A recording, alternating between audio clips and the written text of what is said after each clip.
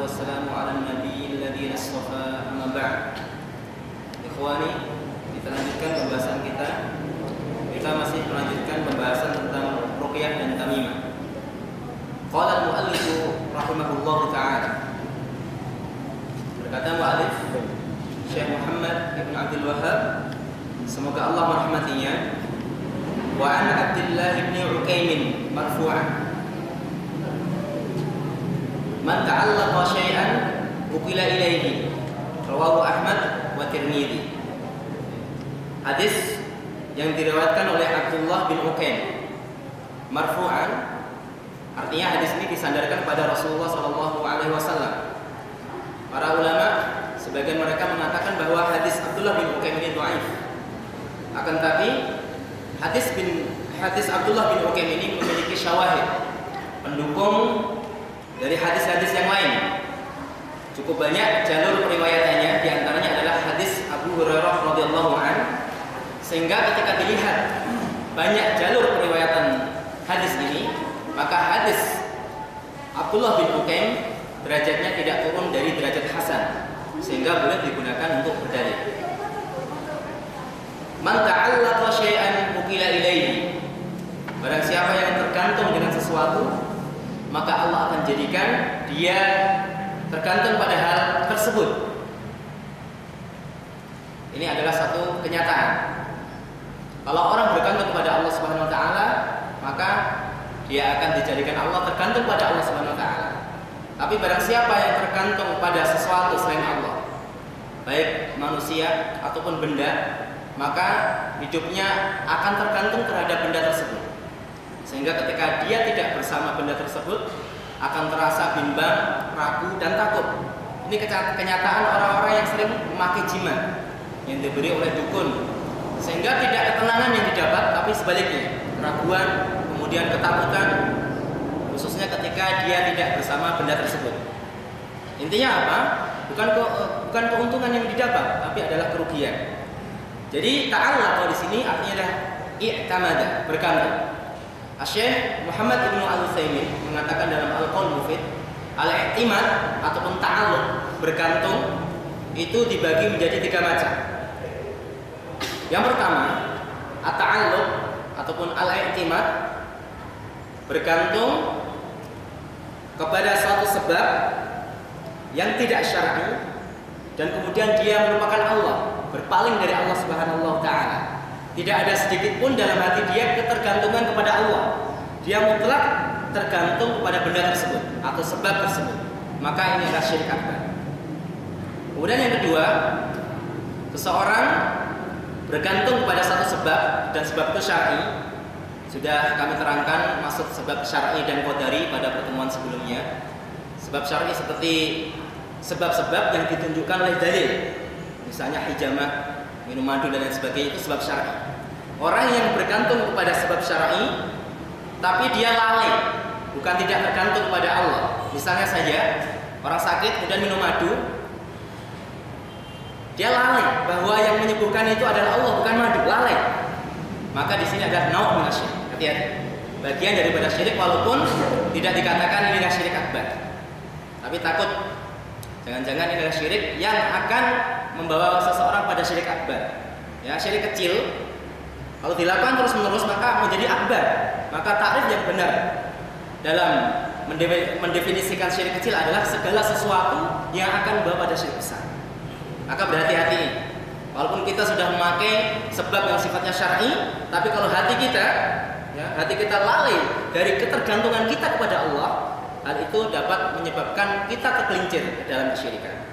Kemudian yang ketiga adalah seseorang bersandar pada sesuatu, ya, mujarrad ta'alluq, hanya bersandar tapi dia tidak melupakan Allah Subhanahu wa taala, maka hal ini tidak mengapa, laisa fihi ba'sun. Demikianlah Syekh Al-Utsaimin menerangkan tentang bagian-bagian daripada at-ta'alluq ataupun al-i'timad, bergantung. Syahid dalam hadis jelas bahwa seseorang yang bergantung kepada selain Allah Subhanahu wa taala maka akan dijadikan ia tergantung kepadanya. At-tama'im, al-mu'allif melanjutkan, at-tama'im jamak dari tamimah, ya. Di disebut di sini at-tamaim, jamak dari tamimah. Apa itu? Syai'un yu'allaqu 'alal auladi yattaquna bihil 'ain. Sesuatu yang dikalungkan atau yang digantungkan pada anak-anak yattaquna bihil 'ain, untuk menjaga dari penyakit ain, penyakit mata. Jadi mata ini mempunyai penyakit, bukan penyakit yang kita pahami menular seperti penyakit mata, tidak.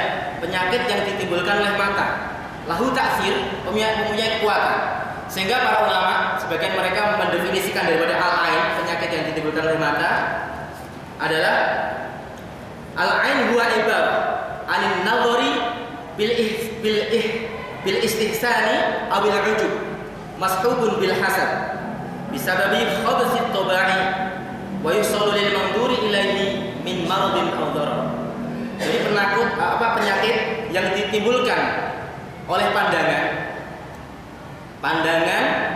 yang diiringi dengan hasad, dan akan menyebabkan sakit atau bahaya, ya, pada orang yang dipandang. Maka dari tarikh ini, ain itu berasal dari mata yang hasad. Tapi para ulama, ya, sebagian mereka menyebutkan bahwa penyakit ain bukan dari mata yang hasad saja. Mata yang melihat, ya, melihat seseorang indah ataupun bagus, orangnya pintar dan sebagainya, melihat tanpa dia memberikan kalimat barakallah, masya Allah dan lain sebagainya, maka ini bisa mengakibatkan penyakit ain. Walaupun al-ghalib, kebanyakan penyakit ain ini datang dari mata yang hasad. Melihat tetangganya membeli mobil baru, kita melihat, ya, jadi ain kita, mata kita bisa menyebabkan mobil itu mogok. Seperti itu, bukan hanya orang yang terkena ain, bahkan benda itu bisa terkena ain. Gimana cara ruqyahnya? Sudah seperti manusia, ya. Jadi orang yang mengenai ain tadi diminta untuk berwudu, sisanya diguyurkan ke mobil. La ba'sa bih, enggak masalah. Kemudian satu pertanyaan, apakah ain itu hakikah? Apakah nyata betul ain itu? Kalau dilihat secara kenyataan yang terjadi di masyarakat, ain itu ada. Walaupun kekuatan ain yang dimiliki oleh satu orang dengan orang yang lain itu berbeda. Ain, penyakit ain yang ditimbulkan oleh mata, yang dimiliki oleh orang-orang Arab biasanya lebih kuat daripada orang-orang yang ada di luar Arab seperti kita. Ya, mereka melihat benda, ya, dengan rasa hasad, langsung benda itu bisa rusak sekaligus. Melihat mobil bagus berjalan bisa terbalik mobilnya. Ya, maka hati-hati dengan penyakit ain. Kita harus selalu berlindung kepada Allah Subhanahu wa taala dari penyakit ain. Ahlussunnah wal Jamaah mengatakan bahwa penyakit ain ini adalah al-haqiqah. Dua al-haqiqah, nyata, taksirnya, pengaruhnya itu nyata. Bahkan Ibnu Abdul Bar menukilkan bahwa ain memiliki taksir adalah merupakan ijma, kesepakatan bahwa ain ini adalah penyakit yang nyata. Kemudian ain sendiri, penyakit ain itu dibagi menjadi dua. Ada ainul insi wa ainul jinni. Ain yang disebabkan dari pandangan manusia dan ain yang disebabkan oleh pandangan jin. Dari jin punya penyakit ain juga. Nah, hadis yang menunjukkan tersebut adalah perkataan Nabi kepada seorang perempuan. Beliau mengatakan inna biha nadratun minal jin. Dia terkena pandangan jin, ain dari jin. Jadi hati-hati juga, bukan pandangan manusia juga, pandangan jin. Kalau pandangan manusia kita bisa mengingatkan orang yang memandang kita, kul masya Allah. Bilang masya Allah. Saya ganteng, jangan melotot seperti itu. Bilang masya Allah. Masalahnya kalau jin yang mandang. Maka dari itu kita harus sering zikir. Tidak ada senjata yang lebih ampuh yang dimiliki oleh seorang muslim kecuali zikir.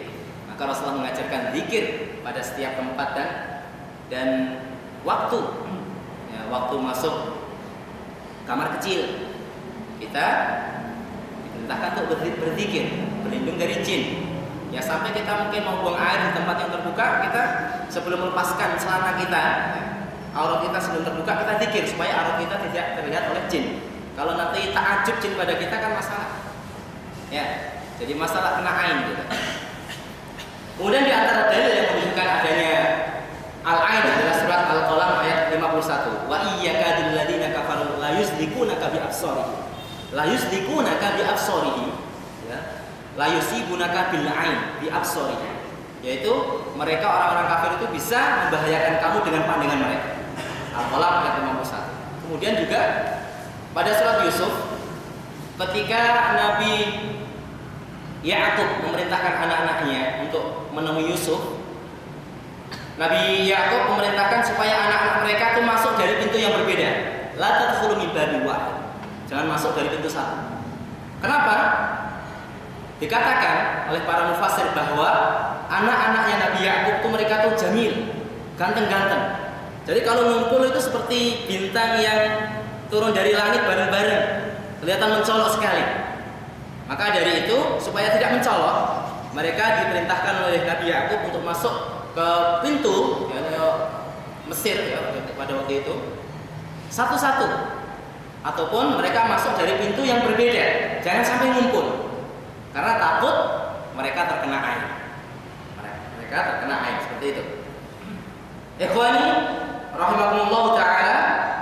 Kemudian bagaimana penyakit ain ini bisa mengenai orang yang dilihat?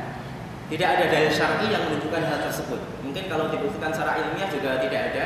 Tapi dengan dalil yang menunjukkan hal itu baik dari Al-Quran ataupun As-Sunnah dan kenyataan yang ada, kita menetapkan adanya ain. Sedangkan cara bagaimana menular penyakit ain dari orang yang melihat kepada orang yang dilihat tidak ada dalil nas. Apakah ada cahaya, apakah ada asapnya? Tidak ada dalil yang menunjukkan hal tersebut. Kemudian bagaimana cara menghindari ain ini? Maka cara untuk menghindari ain yang pertama adalah dengan ruqyah. Jelas, dengan ruqyah. Dengan ruqyah, insyaallah masalah ruqyah akan kita bahas berikutnya secara tafsir insyaallah. Kalau kurang bisa ditambah oleh pakarnya. Saya ada di sini. Pakar ruqyah. Ngurusi jin. Jadi kita ngurusi orang waras saja susah. Ngurusi orang yang kena jin lebih susah.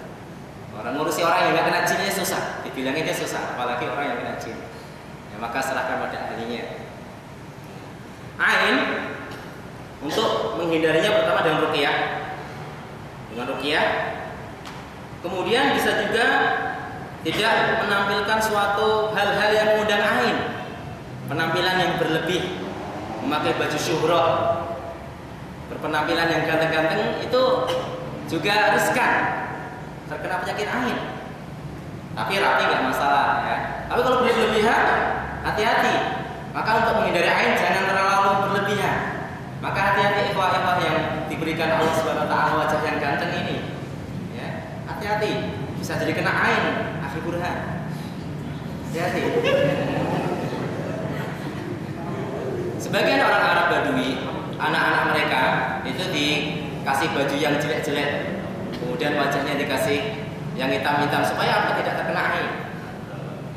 Cuma nanti antum jangan action pakai hitam-hitam ya, lucu juga. Yang sederhana saja. Kemudian yang ketiga, bisa antum sampaikan pada orang yang melihat antum, qul barakallah, qul masya Allah. Ya, perkataan seperti ini adalah apa? Untuk menghindari ain. Hal seperti ini adalah berhubungan dengan ain ketika belum terjadi. Ketika sudah terjadi, seorang yang kena ain biasanya apa? Mereka merasakan sakit atau lemah dan diperiksakan nggak ada apa-apa. Di ruqyah juga kadang-kadang nggak sembuh-sembuh. Maka cara yang bisa ditempuh adalah selain ruqyah adalah dengan al-istibsal. Minta kepada orang yang mengenai ain tersebut, yang disebut al-ain, orang yang terkena ain namanya ma'yun. Orang yang mengenai atau yang menimbulkan penyakit ain tadi diminta untuk wudu. Dan sisa air wudhunya diguyurkan kepada orang yang kena ain. Kalau tidak diketahui, ya sudah min babil ihtiyat, kehati-hatiannya apa? Satu kampung ataupun satu markas, satu ma'had, satu komunitas, suruh wudhu semuanya, sisanya diguyurkan. Kan seperti itu. Kalau nggak tahu, kalau tahu maka diminta. Bahkan Syekh Al-Utsaimin menyebutkan boleh mengambil bagian tertentu dari badan orang yang mengenai ain, rambut atau pakaiannya. Kemudian dicampurkan di airnya dan diguyurkan. Seperti itu dibolehkan, kata Syekh Al-Utsaimin rahimahullahu taala. Ini singkat tentang masalah ain. Jadi tamimah, kembali pada pembahasan kita, at-tamimah disebutkan mu'arif di sini dengan sighah at-tamaim, yang artinya syai'un yu'allaqu 'alal auladi yattaquna bil ain. Jadi sesuatu yang digantungkan pada anak-anak dengan tujuan apa? Menghindari dari terkenanya ain. Dan ini tidak boleh. Dia tujuannya bagus untuk menghindari, ya, atau untuk menghindarkan anaknya dari ain, cuma cara yang ditempuh itu bukan syar'i. Maka kalau alasan orang melakukan kesyirikan, orang melakukan kesalahan dengan alasan bahwa saya hanya mau menjalankan sebab, misalnya orang pergi ke dukun, kenapa Anda ke dukun? Ya ini hanya sebab saja. Saya yakin bahwa Allah yang menyembuhkan. Tidak, ini tidak dibenarkan. Ya, dalam masalah sebab sudah kami terangkan, ada sebab yang sifatnya syar'i, ada qadari. Kalau orang menggunakan sebab di luar sebab syar'i dan qadari, maka dia akan terjerumus pada kesyirikan. Ini harus berhati-hati. Tidak semua sebab dibenarkan dalam Islam. Contohnya sangat mudah menganalogikan. Orang pengen kaya itu dibolehkan saja dalam Islam. Tapi kalau dengan cara mencopet, mencuri, merampok, apakah dibenarkan? Dan ini bisa dikiaskan dengan apa? Orang yang ingin mendapatkan sesuatu berupa kesembuhan. Dia datang ke dukun, minta kepada dukun, atau datang kepada wali kuburan, ya, atau wali yang sudah meninggal di kuburannya minta kesembuhan. Ini tidak boleh. Walaupun ini juga sebab. Ya, walaupun ini sebab, tapi sebab ini tidak syar'i dan tidak qadari. Tidak syar'i dan tidak qadari, dan hukumnya haram dan akan menyebabkan pelakunya terjerumus pada kesyirikan, yaitu menyebutkan Allah Subhanahu wa taala. Qala al-mu'allif rahimahullah taala, lakin idza kana al-mu'allaq min al-Qur'an farakhasa fihi ba'd as-salaf wa ba'duhum lam yurakhis fihi wa yaj'aluhu min al-manhi anhu minhum Ibnu Mas'ud radhiyallahu anhu.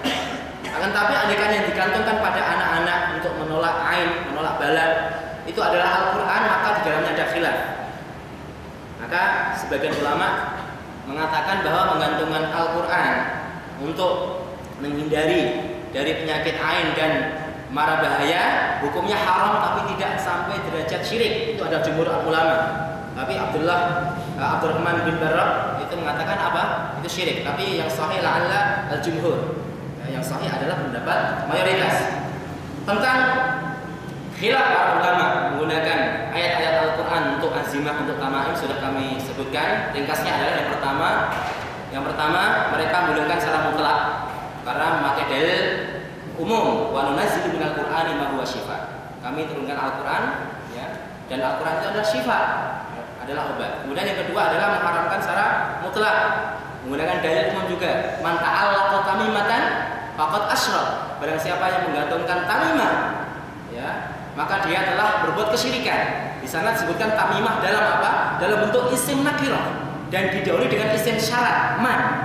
Ya, dan nakirah fi siyaqi syarti yufidul umum. Dan nakirah dalam bentuk syarat itu faedahnya apa? Umum, mencakup Al-Qur'an ataupun di luar Al-Qur'an, semuanya adalah kesyirikan. Kemudian yang ketiga adalah pendapat yang mentafsir, merinci. Boleh digunakan Al-Qur'an untuk tamimah ketika penyakit itu sudah turun. Ketika sebelum turun, ya, untuk preventif tidak boleh. Tapi yang pendapat yang rajih, yang kuat adalah pendapat yang kedua, yaitu mengharamkan ataupun melarang menggantungkan ayat suci Al-Qur'an dengan niatan untuk menolak bala. Untuk menolak bala karena apa? Walaupun Al-Qur'an itu ada syifa, tapi tata cara untuk menggunakan Al-Qur'an syifa itu ada caranya. Jadi antum tidak bisa istihad. Bagaimana mengobati penyakit dengan Al-Qur'an? Tidak bisa istihad. Ya, itu ada nasnya. Ya, hadis-hadis yang mengkhususkan tentang bagaimana cara mengobati orang sakit dengan Al-Qur'an. Ada umum, ada khusus. Wallahu a'lam bishawab.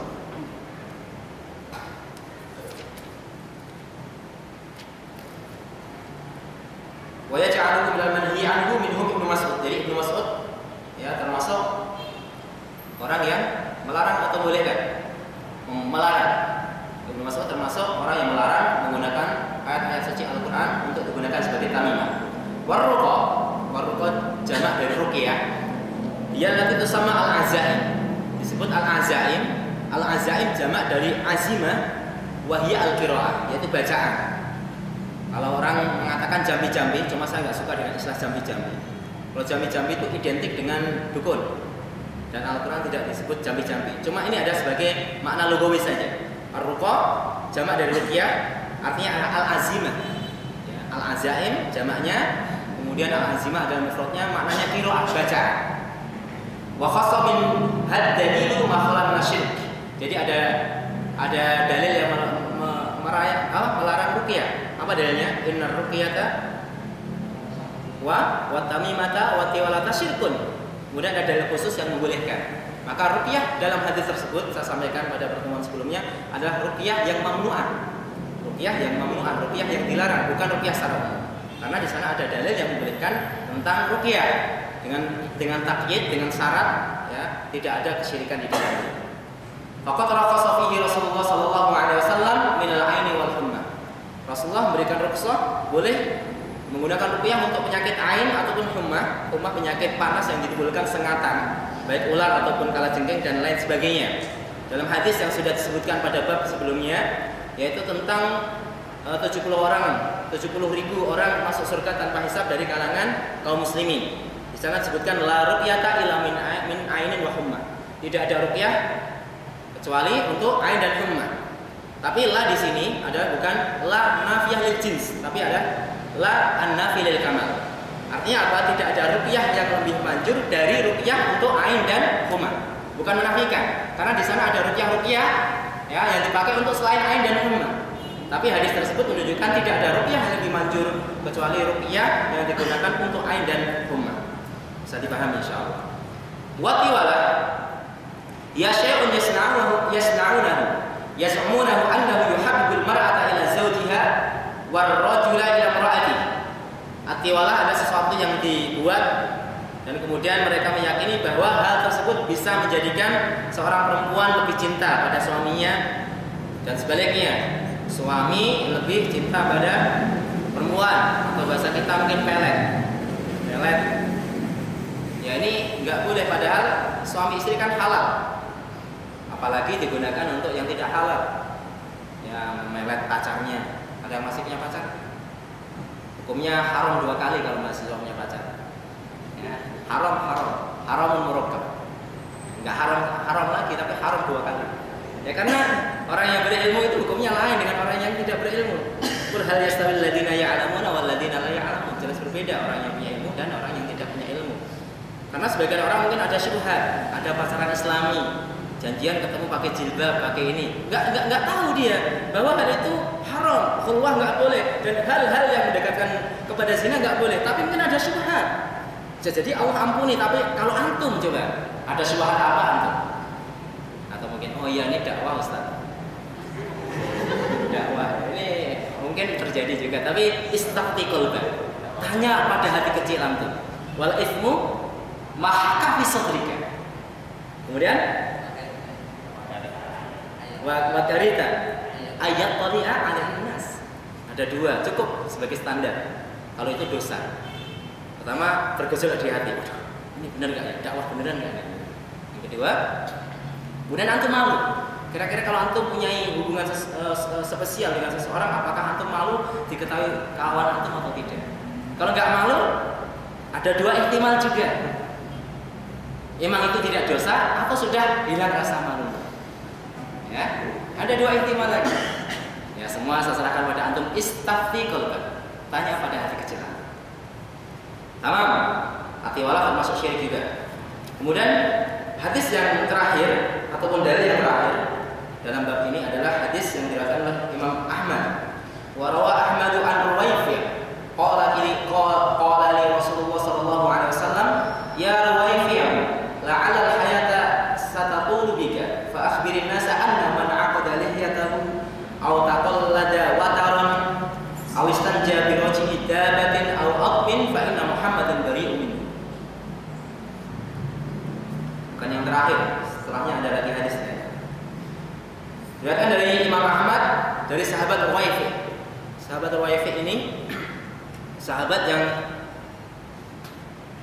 yang apa namanya?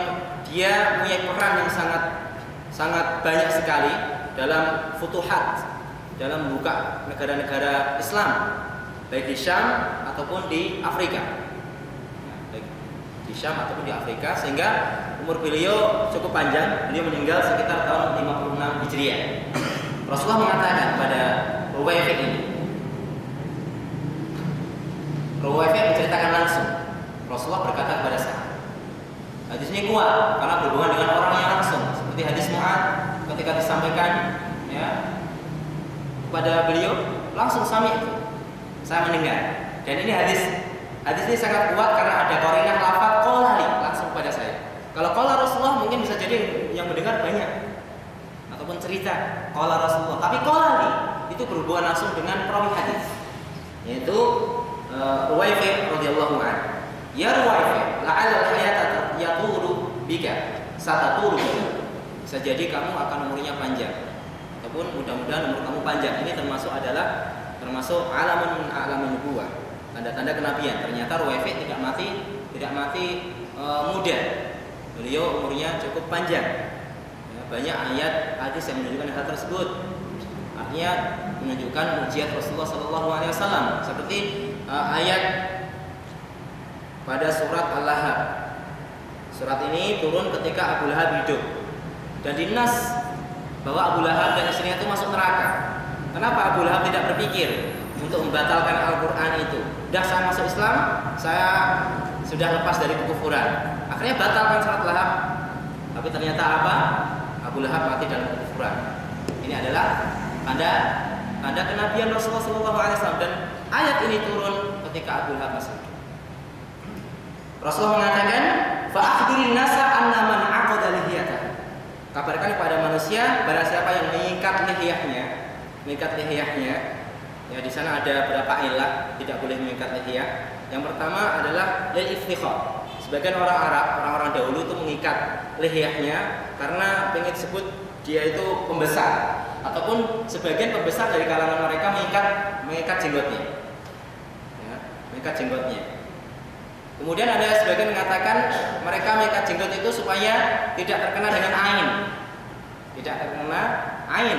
Karena apa? Orang yang mengikat jenggotnya itu bukan jadi ganteng, malah jelek. Coba yang punya jenggot diikat jadi jelek. Ya.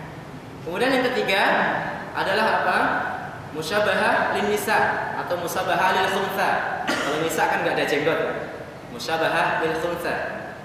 Orang-orang yang kebanci-bancian, jenggotnya lebat tapi gayanya banci, mengerikan. Kalau mungkin enggak punya jenggot mending kan ya.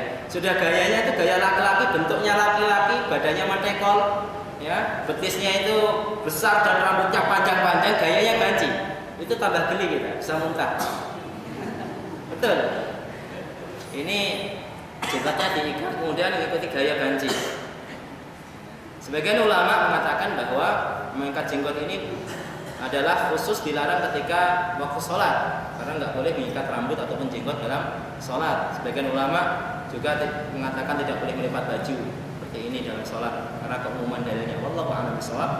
Intinya kalau punya jenggot jangan diikat, biarkan saja. Tidak ada sunnah Rasulullah untuk mengikat jenggot. Bahkan di sini secara isyarat, ya, isyaratnya menunjukkan keharamannya. Walaupun di sana ada tafsir ulama kenapa diharamkan mengikat daripada jenggot. Au taqallada wataron, ini syahidnya. Syahid daripada hadis untuk babnya. Taqallada wataron yaitu menjadikan kalung wataron, tali yang digunakan untuk busur panah. Ini mimbabil misal ya, mimbabil misal. Hanya contoh saja. Menjadikan tali pada busur panah itu sebagai kalung dengan anggapan itu bisa menolak bala atau sebagai tamimah atau sebagai tiwala dan lain sebagainya. Ini mimbabil misal sebagai contoh saja. Ya, kalau antum mengalungkan pen antum kalungkan kemudian dengan keyakinan itu jadi tamimah, jadi tiwala, kan seperti itu. Ini mimbabil misal, bukan nanti antum dohiri memahami hadis secara dohir itu kan tali pada busur panah.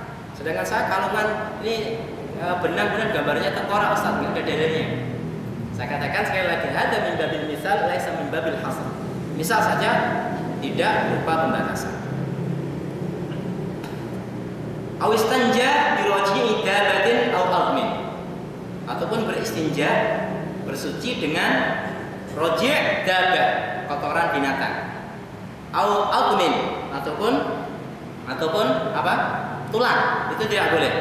Disebutkan dalam hadis Bukhari dan Muslim bahwa tulang dan kemudian kotoran hewan itu adalah sebagai makanan untuk jin. Tulangnya adalah untuk makanan dari kalangan manusianya, dari jinnya maksudnya, dari kalangan jinnya. Sedangkan kotoran binatang itu adalah untuk apa? Untuk binatang dari kalangan jin.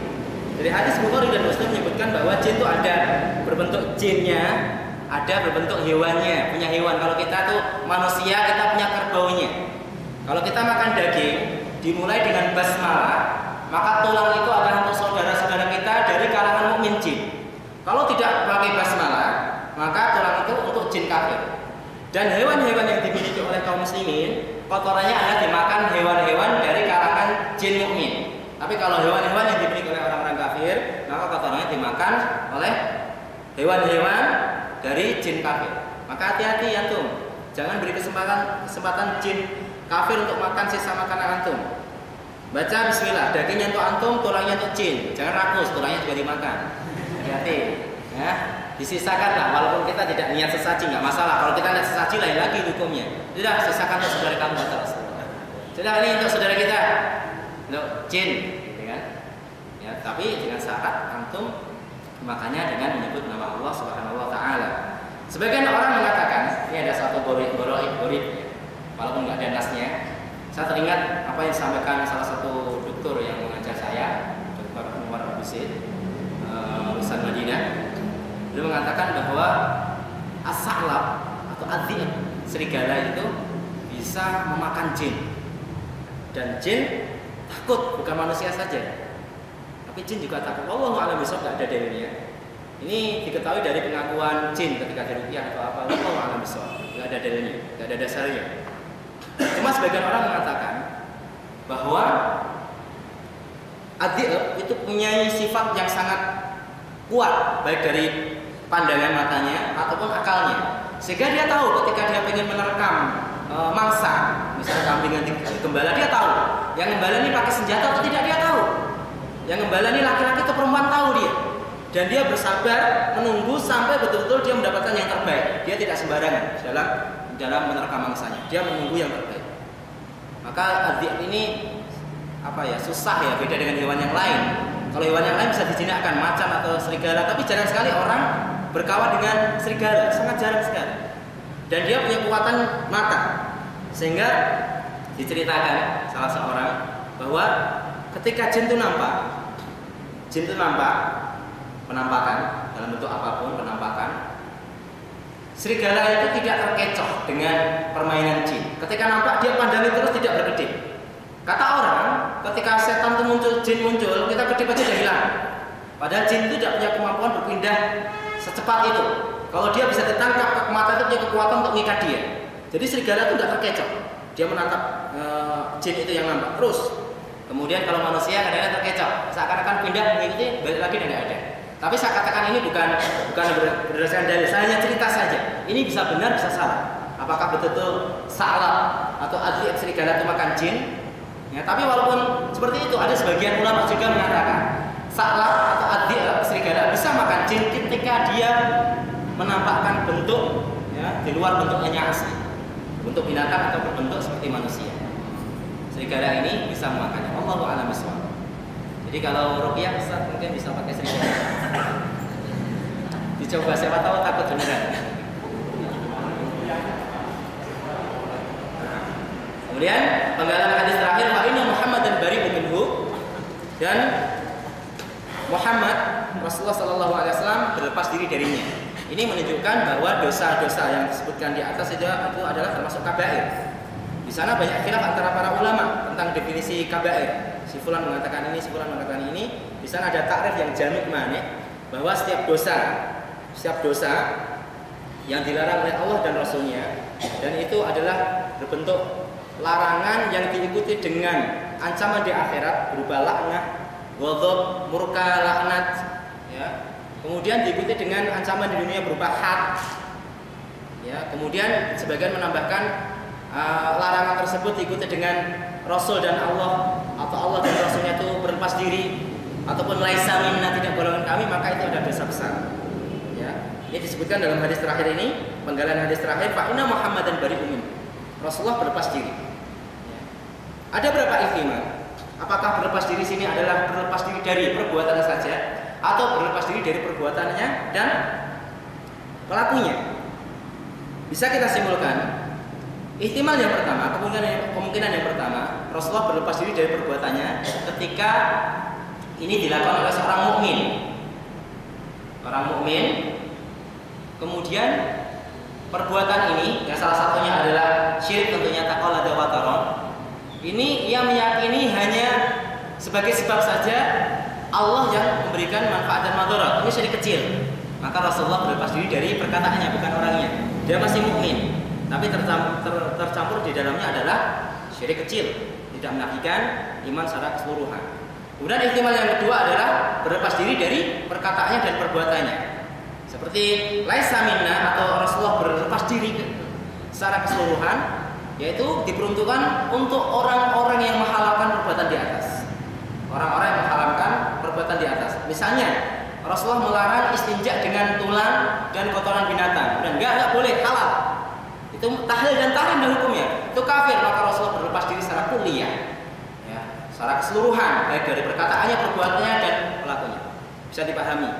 Ya, ini antum bisa rujuk masalah ini dalam Kitabul Iman, syarah, dalam syarahnya ya, Kitabul Iman punya Imam Muslim, syarahnya Imam Nawawi, antum coba lihat di sana. La yu'minu, ya, la yadkhulul jannah namam. Apa maksudnya? Tidak masuk surga orang yang melakukan namimah. Apakah namimah mengeluarkan pelakunya dari milah? Di sana ada ihtimal, ya, tafsiran sampai 7 tafsiran. Antum bisa merujuknya dalam kitab tersebut, insyaallah tastafidun. Yang terakhir, wa an Sa'id bin Jubair qala man qata'a tamimatan min insanin kana ka'adli raqabah, rawahu Waqi'. Dari Sa'id bin Jubair berkata, barang siapa yang memutus tamimah dari seseorang, maka seakan-akan dia telah membebaskan budak. Ya, telah membebaskan budak. Jadi budak itu berada dalam kekuasaan seseorang, ya, dianjurkan untuk dibebaskan, sudah tidak berada di kekuasaan seseorang. Tapi kalau tamimah pada diri seseorang diibaratkan seperti membebaskan budak kalau kita bisa memotongnya. Karena apa? Pada hakikatnya tamimah itu syirik. Kalau kita memotongnya, otomatis kita membebaskan dia dari kesyirikan. Kalau kita sudah mampu membebaskan dia dari kesyirikan, maka kita membebaskan dia dari neraka. Seperti itu. Ya, bisa dipahami. Ini perkataan Sa'id bin Jubair. Walahu, lanjutnya, walahu itu maksudnya Waqi', walahu Waqi'. An Ibrahim An-Nakhai maksudnya. Ibrahim An-Nakhai ini adalah salah satu murid daripada Ibnu Mas'ud radhiyallahu anhu. Kanu mereka yang dimasukkan Ibrahim adalah ashabu Ibnu Mas'ud, teman-teman Ibnu Mas'ud. Dan yang dimasukkan dengan ashab di sini adalah talamid, murid-muridnya. Bukan sahabat-sahabat koncomain, tidak. Ya, tapi talamid, murid-muridnya. Kanu yakrahuna tamaim kullah. Mereka itu membenci tamimah seluruhan, baik dari Al-Qur'an, wa ghairil Qur'an. Tapi ingat, kalimat yakrahun, ya, yang dalam bahasa kita itu makruh, ini tidak bisa digunakan ataupun disamakan dengan istilah fuqaha, ya, yaitu istilah wajib, makruh, tidak. Bahkan sebagian orang mengatakan ketika para salaf mengatakan makruh, maka maksudnya adalah haram. Ayat Al-Quran ada syahid yang menunjukkan hal tersebut. Ketika menerangkan dosa zina, dosa ini makan harta anak yatim, maka anak dari indah makruha. Tidak mahrumah, tidak haram, tapi makruha. Tapi makruh itu situ jangan dibawa pada istilah usuliyun atau ahli fikih. Wajib seperti ini, kalau makruh itu melaksananya boleh, tapi meninggalkannya lebih utama. Tidak bisa diistilahkan seperti itu. Ucapan-ucapan yang disampaikan para salaf itu tidak mutlak bisa dikiaskan pada istilah usuliyun, karena istilah-istilah seperti itu lahir kemudian, ya, seperti itu. Makruh, apakah makruh di sini maksudnya ada makruh yang dipahami oleh usuliyun? Tidak mutlak seperti itu. Bisa dipahami, insyaallah. Alhamdulillah kita sudah menyelesaikan bab ini. Kita cukupkan. Aku qouli hada billahi taufiq wal hidayah. Wassalamualaikum warahmatullahi wabarakatuh.